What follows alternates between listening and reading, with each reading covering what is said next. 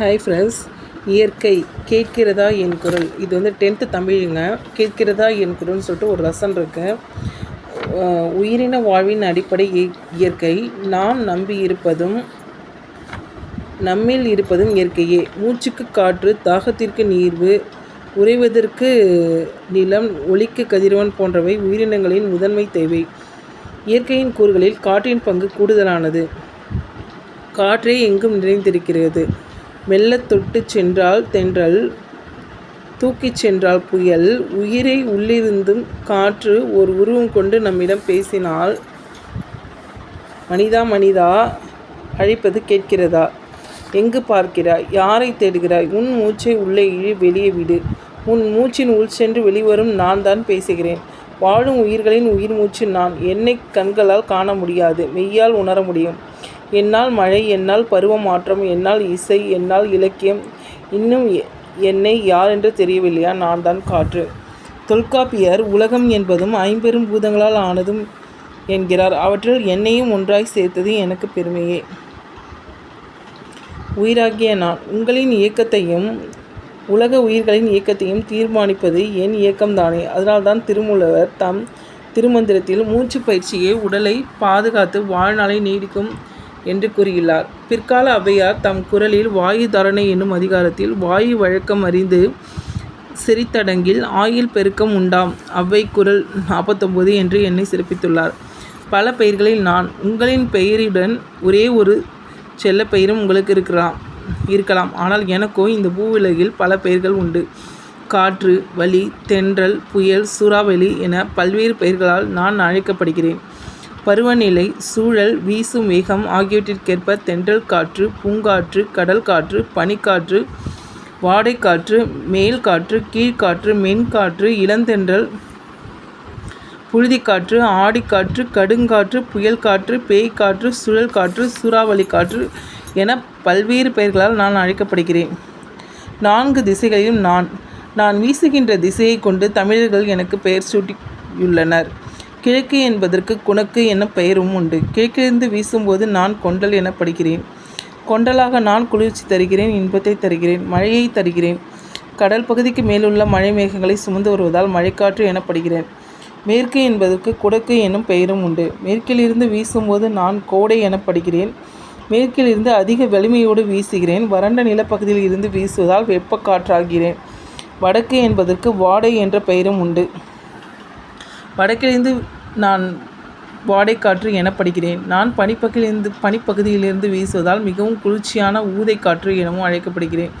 தெற்கிலிருந்து வீசும்போது நான் தென்றல் காற்று எனப்படுகிறேன். மரம், செடி, கொடி, ஆறு, மலை, பள்ளத்தாக்கு என பல தடைகளை தாண்டி வருவதால் வேகம் குறைந்து இதமான இயல்பு கொள்கிறேன். இலக்கியத்தில் நான் தென்றலாகிய நான் பலவித மலர்களின் நறுமணத்தை அள்ளி வரும்போது கூடவே வண்டுகளையும் அழைத்து வருவதால் இளங்கோடிகள் என்னை வண்டோடு புக்க மணவாய் தென்றல் சிலம்பு 2:24 என்று நயம்பட குறிக்கிறார்.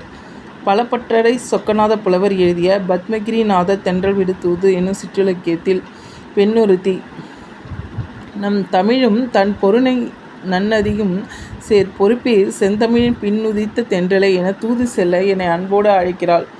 அது மட்டுமல்ல, நதியில் விளையாடி கொடியில் தலை சீவி நடந்த இளந்தென்றலை என பலவாறாக இன்றளவும் இலக்கிய படைப்புகளையும் திரையிசை பாடல்களையும் நான் நீங்க இடம் பிடிக்கிறேன்.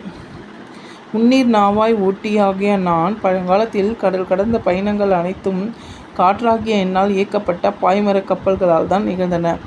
நலியிரு முன்னீர் நாவாய் ஓட்டி வழித்தொழில் ஆண்ட உறவோன் மருக கலியல் யானை கரிகால் வளவ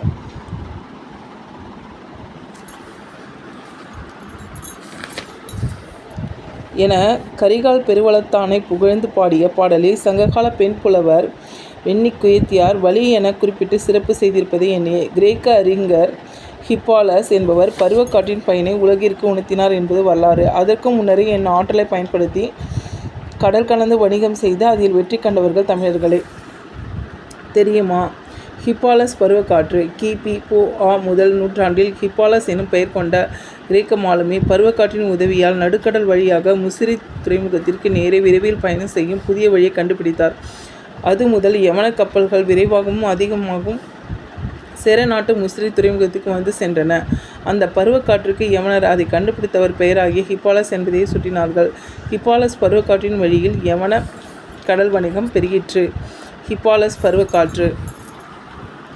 மழை தருவேன் நான் பருவ காலங்களில் மேகத்தை கொண்டு வந்து மழையை தருகிறேன்.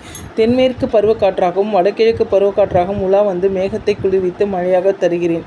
கதிரவனின் வெப்பத்தால் சூடாகி அடர்த்தி குறைந்து மேலே செல்லும் நான் அங்கு ஏற்பட்ட வெற்றிடத்தை நிரப்பியும் பருவக்காற்றாக மாறுகின்றேன். ஜூன் முதல் செப்டம்பர் வரை தென்மேற்கு பருவக்காற்றாகவும் அக்டோபர் முதல் டிசம்பர் வரை வடகிழக்கு பருவக்காற்றாகவும் வீசுகிறேன். இவ்வாறு மழைப்பொழிவை தருகிறேன்.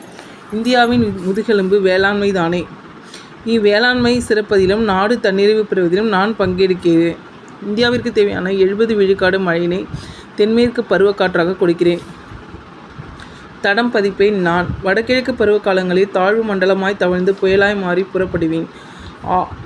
ஆற்றலுடன் வீறு கொண்டு பயணிக்க தொடங்கினால் என்னை தடுக்க யாராலும் இயலாது. மழையாக புயலாக தடம் பதித்தேன் நான். என் ஆற்றலை வலிமிகின் வலி இல்லை என்று ஐயூர் முடவனார் சிறப்பித்துள்ளார். இதுபோன்றே மதுரை இளநாகனார் புறம் கடுங்காற்று மணலை கொண்டு வந்து சேர்க்கிறது என்று என் வேகத்தை பற்றி குறிப்பிட்டுள்ளார். ஆற்றலாக நான் உயிர்வழி தந்து உயிர்களை காக்கின்றேன். தாவரங்களின் ஒளி சேர்க்கையில் உணவு உற்பத்திக்கு உதவுகின்றேன். விதைகளை எடுத்து சென்று பல இடங்களிலும் தூவுகின்றேன். பூவீர் தேனின் கனியின் தாவரத்தின் உயிரினத்தின் மனத்தை எண்ணெய் சுமந்து புவி உயிர் சங்கிலி தொடர் அறுபடாத இருக்க உதவுகின்றேன். இவை மட்டுமல்ல, உங்கள் நவீன தொலைத்தொடர்பின் மையமாகவும் நான் உள்ளேன். காற்றுள்ள போதே மின்சாரம் எடுத்துக்கொள் எனும் புதுமொழிக்கு வித்தாகின்றேன். புதுப்பிக்கக்கூடிய ஆற்றல் வளமான எண்ணெய் பயன்படுத்தி மின்னாற்றலை உருவாக்கும் போது நிலக்கரியின் தேவை குறைந்து கனிம வளங்கள் பாதுகாக்கப்பட காரணமாகின்றன. உலக காற்றாலை மின் உற்பத்தியில் இந்தியா 5ஆம் இடம் பெற்றுள்ளது என்பதும் இந்தியாவை தமிழகம் முதலிடம் வகிக்கிறது என்பதும் எனக்கு பெருமையே. ஆனால் என்னை உலக அளவிலே அதிகளவு மாசுபடுத்தும் நாடுகளில் 2ஆம் இடம் இந்தியாவுக்கு என்பதை அறியும் போது எனக்கு பெருந்துயிரே. மனிதனால் மாசடையும் நீங்கள் உணவின்றி 5 வாரம் உயிர் வாழ முடியும். நீரின்றி 5 நாள் உயிர் வாழ முடியும். ஆனால் நான் இன்று 5 நிமிடம் கூட உங்களால் உயிர் வாழ முடியாது. இந்த உண்மையை நீங்கள் உணர்ந்தும் என்னை நேசிப்பதில்லை. ஒவ்வொரு வினாடியும் நான் உங்களால் மாசுபடுகிறேன். குப்பைகள், நெகிழிப்பைகள், மெது உருளைகள் போன்றவற்றை எரிப்பது, குளிர்சாதன பெட்டி, குளிரூட்டப்பட்ட அறை ஆகியவற்றை மிகுதியாக பயன்படுத்துவது, மிகுதியாக பட்டாசுகளை வெடிப்பது, புகை வடிகட்டி இல்லாமல் தொழிற்சாலைகளை இயக்குவது, பொது போக்குவரத்தை பயன்படுத்தாத தனி மனிதனின் மிகுதியான ஊர்தி பயன்பாடு, வானூர்திகள் வெளியிடும் புகை என என்னை பாழாக்குகிறீர்கள். இதனால் கண்ணெரிச்சல், தலைவலி, தொண்டைக்கட்டு, காய்ச்சல், நுரையீரல் புற்றுநோய், இளைப்பு நோய் என பல நோய்களால் துன்பமடைகிறீர்கள்.